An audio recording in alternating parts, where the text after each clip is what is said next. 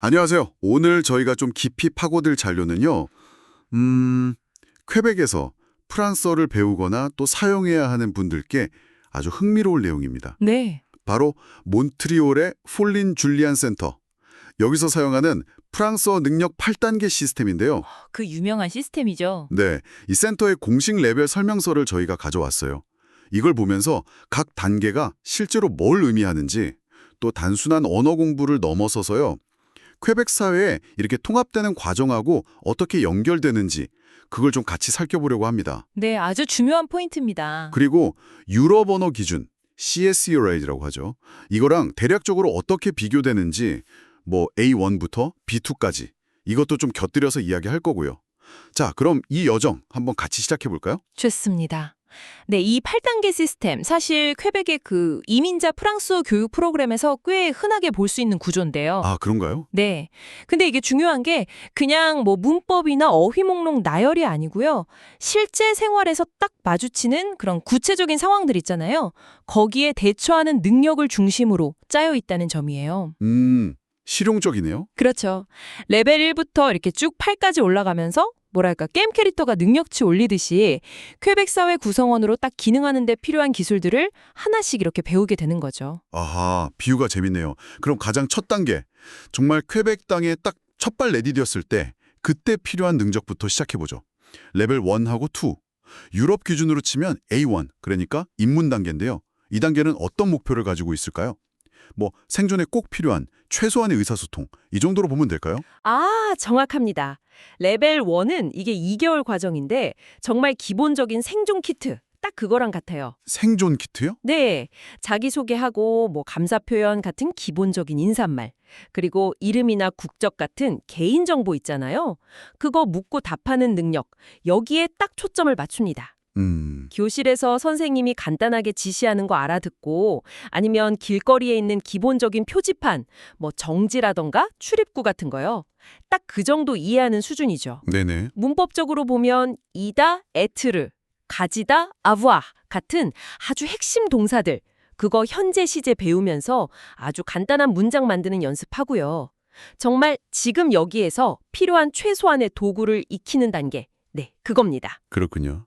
그럼 레벨 2로 넘어가면 이것도 2개월 과정인데 이 생존 키트가 조금 더 업그레이드되는 그런 느낌이네요. 자료 보니까 이제 수업 공고 보고 정보 찾거나 간단한 등록 양식 같은 거 쓰고 또 길 묻고 안내받는 거 이게 가능해진다고 나와 있거든요. 맞아요. 장복이나 ATM 사용, 시간표 확인 같은 일상적인 거래나 활동도 이제 포함되고요. 이건 그냥 아는 단어 느는 거 이상으로 실제 생활 속에서 뭔가 이렇게 처리할 수 있는 능력이 생긴다는 의미 같아요. 네, 맞습니다. 레벨 2는 소위 거래적 언어 능력, 이게 발달하는 시기예요. 거래적 능력이요? 네, 단순하게 정보만 주고받는 걸 넘어서서 내가 필요한 걸 얻으려고 언어를 사용하는 거죠. 예를 들면 가게에서 가격이나 수량 확인하고 우체국 가서 간단한 양식 쓰고 이런 활동들이 이제 가능해지는 거예요. 아하, 여기서 좀 주목할 만한 문법적 변화는 그 명령법 있잖아요. 간단한 지시나 요청할 때 쓰는 거. 그거랑 조동사, 부부와 같은 조동사가 등장한다는 점이에요. 아부와. 네. 그러니까 자기 의지를 표현하거나 가능성을 나타내는 좀 더 능동적인 의사소통의 시작. 뭐 이렇게 볼 수 있죠. 주변 환경 정보, 예를 들어 날씨나 시간 같은 거 교환하는 능력도 중요해지고요. 그렇군요. 자, 그럼 A1 단계를 지나서 A2 초급 단계에 해당하는 레벨 3과 4로 넘어가 보겠습니다. 2단계부터는 상호작용이 좀 더 복잡해지고 내용도 풍부해지는 것 같아요. 레벨 3, 이것도 2개월 과정인데 약국에서 증상 설명하고 약에 대해 묻는다거나 간단한 구직 활동, 뭐 서비스 제안하거나 구직 양식 작성하는 거, 또 집 보러 가서 정보 묻는 거, 이런 좀 구체적인 목적을 가진 대화가 가능해진다고 하네요. 네, 그렇죠. 레벨 3는 단순 거래를 넘어서서 상황을 설명하고 필요한 조치를 요구하는 단계로 들어서는 거예요. 아, 설명하고 요구하는 단계. 네, 예를 들어 약국에서 그냥 약 주세요. 이게 아니라 제가 어떤 증상이 있어서 어떤 약이 필요한 것 같아요. 이렇게 설명하고 상담하는 거죠. 건강 문제라든지 주거, 구직 이런 좀 더 개인적이고 중요한 문제에 대해서 이야기하기 시작하는 겁니다. 문법적으로는 근접 미래 시제, future proce라고 하죠. 곧 뭐뭐 할 것이다. 이게 도입돼서 계획이나 의도를 표현할 수 있게 되고요. 또 목적격 대명사, 나를, 너에게 이런 거 쓰면서 문장이 더 간결해지고 자연스러워져요. 형용사, 성수 일치시키는 규칙 같은 것도 배우면서 묘사 능력도 향상되고요. 흥미로운데요. 그럼 같은 A2 레벨인 레벨 4, 이것도 2개월인데 여기서는 어떤 큰 변화가 있나요? 자료 보면 의사한테 증상 설명하고 진단 이해하는 수준까지 올라가고 심지어 응급 상황 설명하는 것도 가능해진다. 이렇게 나와 있어요. 네네. 직장에서 간단한 지시 주고받거나 사건 사고 중심의 짧은 뉴스, 그 페티베라고 하죠. 그것도 이해하기 시작하고요. 여기서 가장 결정적인 변화는 드디어 과거 시제, 빠세꼼포제가 등장한다는 거네요. 바로 그 점입니다. 레벨 4의 핵심은 과거 경험을 이야기할 수 있게 된다는 거예요. 빠세꼼포제, 복합과거 시제. 이걸 배우면서 어제 뭐 했는지, 지난 주말에 어디 갔었는지 이런 과거의 사건을 설명할 수 있게 되는 거죠. 이거는 의사소통의 폭을 정말 엄청나게 넓혀줍니다. 그렇죠. 단순히 현재 상황만 얘기하는 데서 벗어나서 자기 경험을 공유하고 또 문제의 경과 같은 걸 설명할 수 있게 되는 거예요. 예를 들어 의사한테 어제부터 아프기 시작했어요. 이렇게 말할 수 있게 되는 거죠. 네네, 훨씬 구체적이네요. 그렇죠. 또 비교급 표현, 더한, 덜한 이런 거 배워서 사물이나 상황 비교하는 능력도 생기고요. 이 과거 시제를 배운다는 게 이렇게 큰 의미가 있군요. 그냥 문법 하나 추가되는 게 아니라 내가 할 수 있는 이야기의 차원이 완전 달라지는 거네요. 그럼 이제 중급 단계인 B1, 레벨 5와 6로 넘어가 볼까요? 이 단계부터는 자율성이라는 키워드가 중요해지는 것 같습니다. 맞습니다. B1 레벨, 그러니까 레벨 5하고 6인데요. 각각 2개월 과정이고요. 이 단계는 독립적인 언어 사용자로 나아가는 아주 중요한 단계예요. 독립적인 사용자. 네. 레벨 5에 서면 전화로 예약하거나 취소, 변경하고 911 응급이나 811 의료상담 같은 공공서비스에 직접 전화를 걸어서 필요한 정보를 얻거나 상황을 설명하는 거. 이전에는 아마 누군가 도움이 필요했을 법한 그런 일들을 혼자 처리할 수 있게 되는 거죠. 그렇죠. 학교나 직장에서 문제가 생겼을 때 담당자랑 직접 소통하고 또 공식적인 문서들 있잖아요. 임대차 계약서 같은 거. 그런 걸 읽고 이해하는 능력도 요구됩니다. 전화 통화나 문서 이해 같은 건 정말 실질적인 자립 능력이네요. 또 흥미로운 게 뉴스 기사뿐 아니라 영화나 만화 같은 좀 더 긴 컨텐츠를 이해하기 시작하고 여행 정보를 얻는 등 활동 범위가 넓어진다는 점이에요. 문법적으로는 반과거 시제 임파페가 등장하는데 이건 과거의 상황이나 습관 묘사할 때 쓴다고 하죠. 네, 맞아요.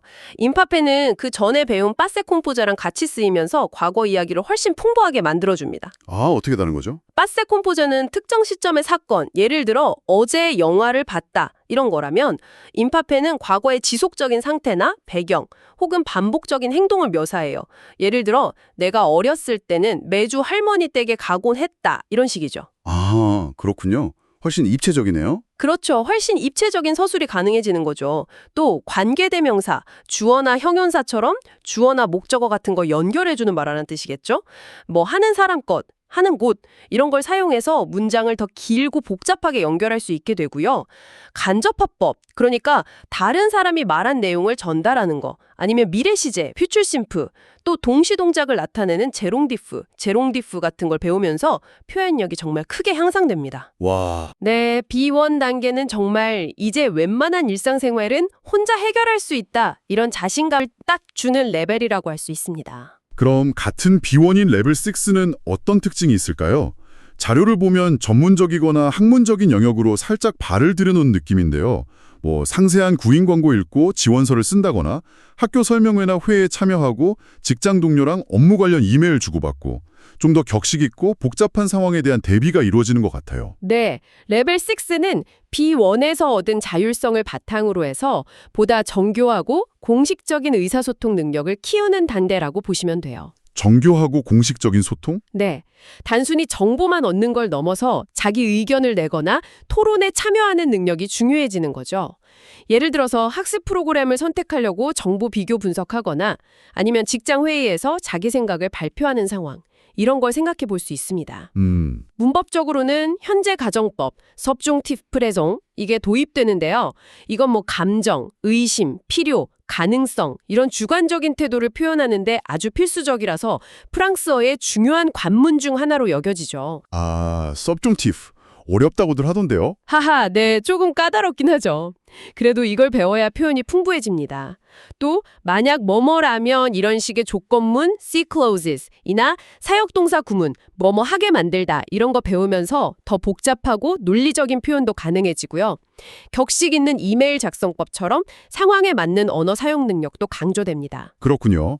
B1 단계가 일상생활에서의 다리비였다면 이제 B2 단계, 레벨 7과 8은 학업이나 직업 환경에서의 본격적인 활동을 위한 준비 단계로군요. 특히 레벨 7은 기간도 4개월이네요. 다른 레벨의 2배인데 그만큼 중요하고 내용도 많다는 뜻이겠죠. 그렇다고 볼 수 있습니다. B2, 그러니까 레벨 7과 8은 능숙한 사용자 단계로 좀 복잡하고 추상적인 주제에 대해서도 명확하고 상세하게 의사소통할 수 있는 능력을 목표로 합니다. 능숙한 사용자. 네, 레벨 7, 이 4개월 과정에서는 교육과정 선발 면접에 참여하고 뭐 자기소개서 레트르드 모티바숑, 나 이력서, CV 작성하고 프로젝트 결과 발표하고 업무 메모나 비즈니스 서신 작성하고 이런 실제 학업이나 직무 환경에서 요구되는 구체적인 과제들을 수행하게 됩니다. 네. 물건 산 다음에 클레임 제기하는 거, 서면 포함해서요. 아니면 금융상품 정보 얻거나 시사 문제에 대해 토론하고 자기 의견을 글로 쓰는 거, 뭐 블로그 대표 같은 거요. 이런 활동도 포함됩니다. 문화생활, 영화나 공연 같은 거 즐기고 거기에 대해 논평하는 능력도 요구되고요. 와, 정말 폭넓은 능력을 요구하네요. 단순히 언어를 아는 걸 넘어서 그걸 활용해서 사회 여러 영역에 아주 적극적으로 참여하는 모습이 그려집니다. 문법적으로는 조건법 현재, conditional présent, 쥐의 일 텐데 하는 거랑 대과거, 플루스 케파페, 과거보다 더 이전에 일어난 일, 이런 시제가 등장하는데 이건 어떤 의미를 가질까요? 조건법 현재는 뭐 공손한 요청이나 제안, 아니면 추측, 후회 이런 미묘한 뉘앙스를 표현하는 데 아주 중요하고요. 대과거는 과거 사건들의 선후 관계를 명확하게 밝혀줘서 더 복잡한 이야기를 논리적으로 구성할 수 있게 해줍니다. 네. 2단계에서는 논증, 그러니까 자기 주장을 펼치고 근거되는 능력, 그리고 협상 능력 이런 게 강조됩니다. 광고에 숨겨진 의미를 파악한다거나 공식적인 글, 뭐 서한이나 요약문 같은 걸 구조적으로 작성하는 훈련도 이루어지고요. 문법적으로도 수동태나 강조 구문, 복잡한 종속절 이런 걸 익히면서 표현의 정확성하고 세련미를 더하게 되는 거죠. 자, 드디어 마지막 레벨 8입니다. 2개월 과정이고요. B2의 완성 단계라고 할 수 있겠는데요. 여러 단계로 구성된 복잡한 면접 참여, 전문성 개발 기회 문의, 기술적 행정적 문제 해결. 와, 정말 높은 수준의 직무 관련 능력이 요구되네요. 네, 그렇죠. 의사결정 회의 참여, 동료나 상사와의 자연스러운 대화, 보고서나 의견서 작성 등등 거의 뭐 원어민 수준의 전문적인 의사소통을 목표로 하는 것 같습니다. 네, 맞습니다. 레벨 8은 복잡한 전문 환경이나 학업 환경에서 완전히 제 역할을 할 수 있는 그런 언어 능력을 갖추는 걸 목표로 합니다. 다양한 매체, 뭐 기사, 르포, 다큐멘터리 이런 것들을 비판적으로 이해하고 자기 관점을 아주 설득력 있게 정당화하고 또 보험 청구 같은 복잡한 행정 절차나 기술적인 문제를 해결하는 능력 이런 거죠. 네. 정교하고 구조화된 글쓰기 능력, 예를 들면 보고서나 요약, 의견서 같은 거요. 이것도 완성됩니다. 문법적으로는 조건법 과거, 컨디셔널 빠세라고 해서 과거 사실에 반대되는 가정을 하거나 가정법 과거, 수비정티브 파세 같은 가장 복잡한 시제들을 마스터하고요. 정말 고급 문법들이네요. 네, 비현실적 가정 표현이나 수동적 의미의 대명동사, 또 다양한 접속사들, 뭐 논증, 양보, 인과관계 나타내는 거요. 바로하자의 태도를 나타내는 부사 등등 프랑스어의 정말 고급 문법 사항들을 익히게 됩니다. 사실상 퀘벡 사회의 거의 어떤 상황에서도 효과적으로 소통할 수 있는 능력을 갖추게 된다. 이렇게 보시면 됩니다. 와, 정말 대단한 여정이네요. 레벨 1의 아주 기본적인 인사말에서 시작해서 레벨 8의 복잡한 전문적인 토론과 글쓰기까지. 이 8단계 시스템이 단순히 언어 지식만 쌓는 게 아니라 퀘벡이라는 그 특정 사회 환경 속에서 학습자가 점진적으로 이렇게 자립하고 또 자신의 역할을 찾아갈 수 있도록 아주 체계적으로 설계되었다는 점이 정말 인상 깊습니다. 그렇죠. 그리고 각 단계별로 학습 목표랑 달성해야 할 구체적인 과제들, can-do statement라고 하죠. 이게 명확하게 제시되어 있어서요. 만약 지금 퀘벡에서 프랑스어를 배우고 계신다면 자신의 위치를 파악하고 다음 목표를 설정하는 데 아주 유용할 겁니다. 네, 맞아요. 그냥 막연하게 프랑스어 잘하고 싶다 이게 아니라 나는 레벨 4 수준의 의사소통 능력, 그러니까 과거 경험을 이야기하고 간단한 뉴스를 이해하는 수준, 이걸 목표로 해야겠다와 같이 구체적인 계획을 세울 수 있게 도와주는 거죠. 네, 오늘 저희와 함께 이 폴린 줄리앙 센터의 프랑스어 레벨 시스템을 통해서 퀘벡에서의 언어학습 여정을 아주 깊이 있게 들여다봤습니다. 이 정보가 여러분의 학습 목표를 설정하시거나 현재 수준을 가늠하시는데 조금이나마 도움이 되었기를 바랍니다. 네, 마지막으로요. 오늘 이야기를 마무리하면서 청취자 여러분께 생각해 볼 만한 질문을 하나 던지고 싶습니다. 네, 어떤 질문인가요? 오늘 저희가 살펴본 이 상세한 단계별 목표와 내용, 이건 분명 퀘벡이라는 특정 환경에 상당히 맞춰진 거거든요. 그렇죠. 그렇다면 같은 유럽 언어 기준 CECRL을 따른다고 하더라도 프랑스 본토나 혹은 벨기에, 스위스 같은 다른 프랑스어권 국가의 언어교육 프로그램은 과연 어떨까요? 혹시 그 지역만의 독특한 문화적 맥락이나 아니면 자주 부딪히는 상황들, 또 중요하게 생각하는 어휘나 의사소통 방식에서 미묘하지만 중요한 차이점들이 존재하지는 않을까요? 흥미로운 질문인데요. 네. 이 질문이 오늘 저희가 나눈 이야기를 바탕으로 해서 여러분 각자만의 더 깊은 탐구를 시작하는 그런 계기가 될 수 있을 거라고 생각합니다.